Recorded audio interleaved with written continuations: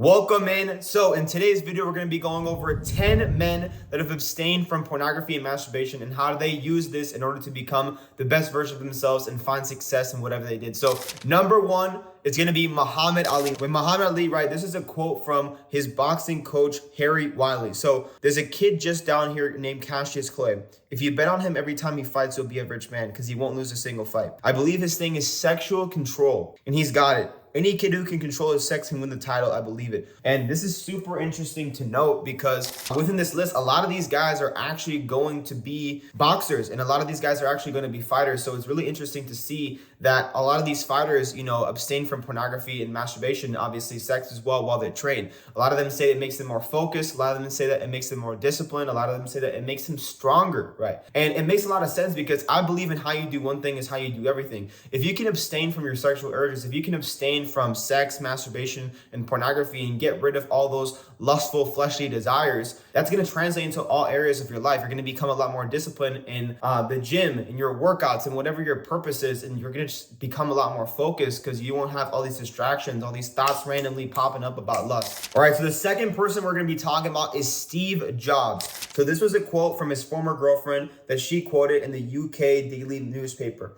Our birth control method up until that point was the pull-out method, which for him was about conserving his energy for work. She wrote, he explains that he didn't want to climax so he could build power and wealth by conserving one's vital energies. And this one is pretty interesting because it just goes to show as well that you do lose a lot of energy when you give into stuff like pornography and masturbation. And like I mentioned with Muhammad Ali as well, it makes you a lot more disciplined. It makes you a lot more focused. And it's really interesting to see one of the greatest minds of all time in Steve Jobs using this approach. It's kind of weird, I'm not gonna lie, but at the end of the day, whatever worked for him. All right, and the third person we're gonna talk about is Mike Tyson. Again, one of the greatest fighters of all time. Boxing legend Mike Tyson said, I never knew that conquering so many women takes so much from you, more than it adds so much to you. I always read that the great fighters never had sex before fights, and I was a young kid, and I wanted to be the youngest heavyweight champion in the world, so I restrained myself from sex for around 5 years. So let me say that again. He restrained from sex, pornography, and masturbation for 5 years. A lot of us can't go 1 week without pornography and masturbation. So it really just shows you what can happen if you're truly driven on this journey.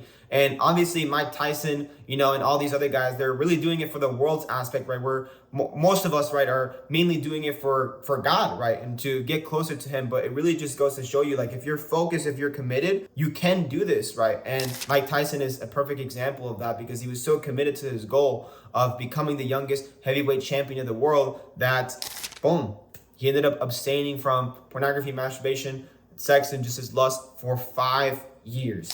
And number 4, Kanye West. Now, I know a lot of people don't like him for good reason, right? But I wanted to go over a quote that he said because I thought it was very interesting and I actually agree on it. So rapper Kanye West said, people ask me a lot about my drive. I think it comes from like having a sexual addiction at a really young age. He says, look at the drive that people have to get sex, to dress like this and get a haircut and be in the club in the freezing cold at 3 a.m. The places they go to pick up a girl. If you can focus the energy into something valuable, put that into work ethic. And this is a very valuable lesson that I think Kanye West is trying to teach us, right? Like we're so desperate to give into our lust and do this, go to pornography, go to masturbation, have sex with all these random women, right? But at the end of the day, if we can put all that energy, imagine if we could put that energy into, striving to get a better relationship with God, which is, I know, a big goal for a lot of people watching this. What if we could put that energy into focusing on our purpose and put that energy into doing something meaningful within our lives instead of just wasting it on instant gratification, which is porn and masturbation and sex, right? Just immediate gratification. So something interesting to note by Kanye West. All right, number 5 on our list is 50 Cent. And he said this, and I quote, masturbation is a sin. You stop right now, fool. LOL. God is watching you. Step to stop masturbating. Number 1, to avoid the urge to masturbate, stop going into porn sites. Number 2, make a conscious decision not to turn your head after people walk to you. This is a really good one, actually. Number 3, do not go to strip clubs. That's a given. Number 4, do not look at lust-filled magazines. That's also a really good one as well. So 50 Cent gives his top tips to not give into instant gratification, into pornography, masturbation. I actually think a lot of these are really good. Number 2 is probably a very underrated one. And I think something that not a lot of people actually talk about. and that is to not turn your head when someone is walking past you that you find attractive. And I think a lot of us, we kind of mention to ourselves, oh yeah, it's not really pornography, it's not really masturbation, it's not a relapse if I just look at a woman for too long, I'm appreciating her beauty. But when you're addicted to pornography, let's face it, you don't look women the same way that a normal person might, right? You look at a woman and you're thinking like lustful things about her. And this goes into a concept that I like to teach, and it's called feeding the monster. So this second look, this longer look than you initially intended to look at this person for, it might not hurt you in the moment, but in the long run, it's going to give you a lot more temptation. It's going to give you a lot more sexual thoughts that can lead to pornography and masturbation. So something that I teach within the TRF program is the first look is always innocent, but the second look is where we go wrong. And the third look is where we go wrong. So try not to look at women in a lustful intent out in the public, because how you do one thing is how you do everything. If you give into that, what's going to stop you from giving into pornography and masturbation next time you get a temptation? All right, so number 6 on our list is David Haye, one of the world heavyweight champions of the world. I think he's a former heavyweight champion, but it doesn't really matter for this video.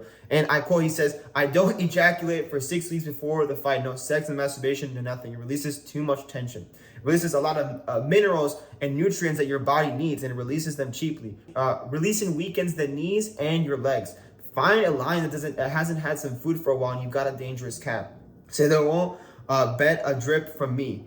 Even in my sleep, if there are girls all over me in my dream, I say to them, I've got to fight next week. I can't do anything. I can't do it. That's control.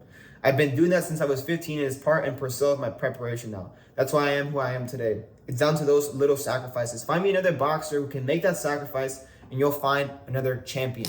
Again, another fighter who says that one of his preparations before a fight is to not masturbate and watch pornography and not release in general. I think there's a lot of truth to this, right? I mean, the proof is in the pudding. Mike Tyson, Muhammad Ali, David Haye. There's going to be a lot of other fighters too that abstain from pornography and masturbation before fights. And I think a part and due to that is because not only they feel more focused, they feel more disciplined, but they also feel stronger, which is also interesting because there really isn't a lot of scientific evidence that actually backs this up. But again, the greatest fighters of all time are doing this.